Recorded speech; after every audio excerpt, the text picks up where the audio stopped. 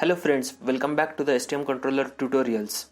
In this video, we will discuss how to interface 7-segment display with STM32F103 controller. Now, the first question to raise is why to use 7-segment display? Well, there are reasons the 7-segment display are preferred over the other displays. The first one is it is easy to display certain amount of characters on this display. The second one, the display contrast is high, so it is easily readable in low light also. Due to the high contrast, it is readable from the longer distance. The next question will pop up that where it is used. Well, you have seen the timing on traffic signal to turn the red signal into green one. The timing indicator is a 7-segment display. The 7-segment display is also used in number counters, weight measuring system at your local Kirana Shopee, and in digital clocks. The types of 7-segment displays? There are mainly two types. The first one is common anode and the second one is common cathode.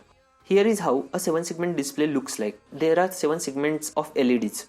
A, B, C, D, E, F, G and a decimal pointer.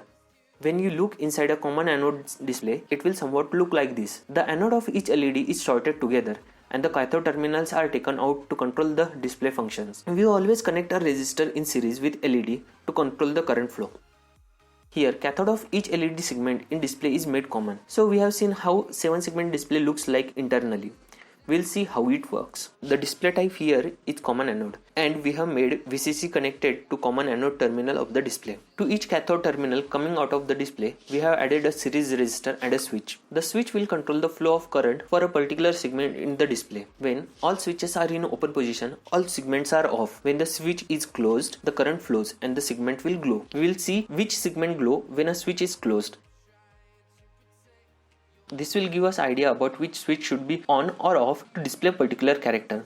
When all switches are closed, 8 is displayed. We will try to display various numbers by closing and opening the switches. When the last switch is opened, 0 is displayed. To display 1, we have to open all the switches except second and third.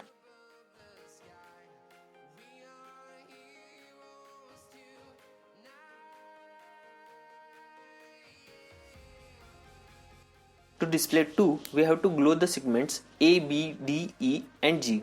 To do that, we have to close the switches 1, 2, 4, 5 and 7. To display 3, we have to glow the segments A, B, C, D and G. To do that, we have to close switches 1, 2, 3, 4 and 7.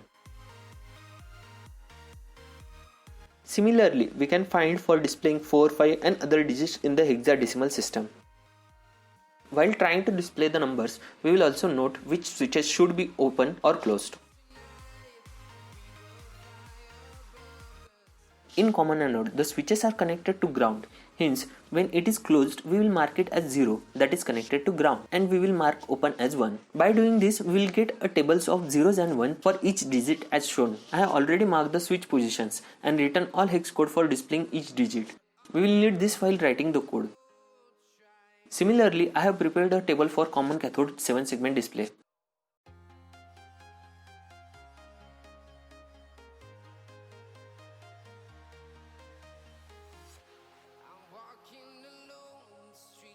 Now let's open the STM32Cube software.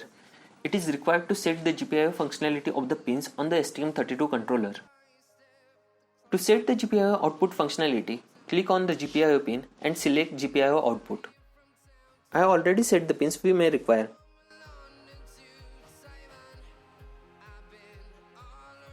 Go to the Project Management tab. Give the project name. Set the directory where you want to save your code. Set the toolchain ID as MDK-ARM and click on Generate Code. Open Kill IDE to edit the code. I have written the code in advance to save some time.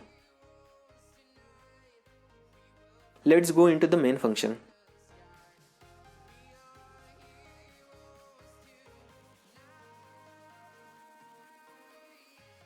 At the start, I have declared a variable. It is called a local variable because it is declared inside a function. The variable I will be used for a for loop.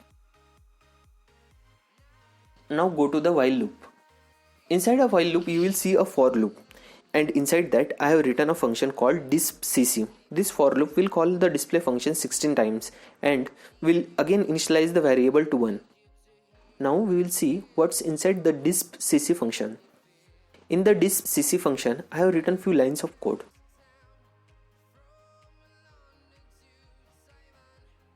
In the first two lines, I have declared local variables and one array of character data type. The character data type takes 1 byte of memory. In the first line, I have written the hex code values for common cathode type 7-segment display. Where do these values come from? Well, you remember we have prepared a small table of hex code values? Right. These values are taken from the table in the sequence. After writing the hex code values for each digit, we have to set each GPIO pin to logic 1 or logic 0. We will do this by masking all bits except last bit, because the last bit is required to set the GPIO function. We will assign this last bit to the variable var. For masking, we will AND all bits with zeros except the last bit. We got it for GPIO 0.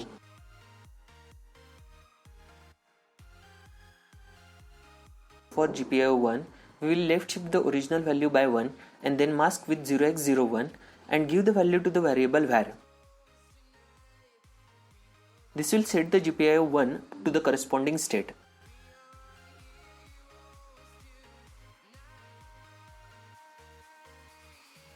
For other GPIOs, we have followed the same step, only the left shift count will vary.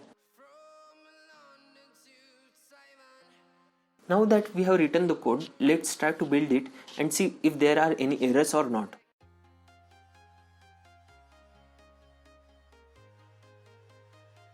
Well, there are no errors in our code.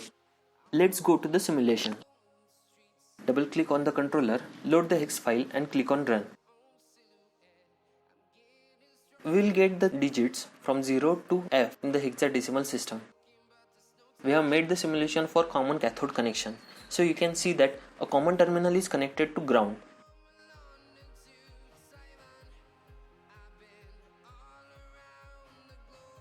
So we get values from 0, 1, 2, 3, 4, 5, 6, 7, 8, 9, A, B, C, D, E and F. Now let's try for common anode type display. So we will change the dispcc function to dispca function.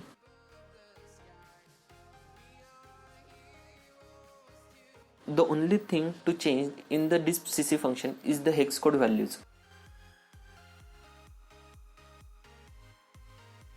We can get the hex code values from the table that we have prepared earlier. So we can get the hex code values from this table. I have written the hex code values in the character array. Now open the simulation, double click on the controller, load the hex file and click on run. So we will get from 0, 1, 2, 3, 4, 5, 6, 7, 8, 9, A, B, C, D and E, F.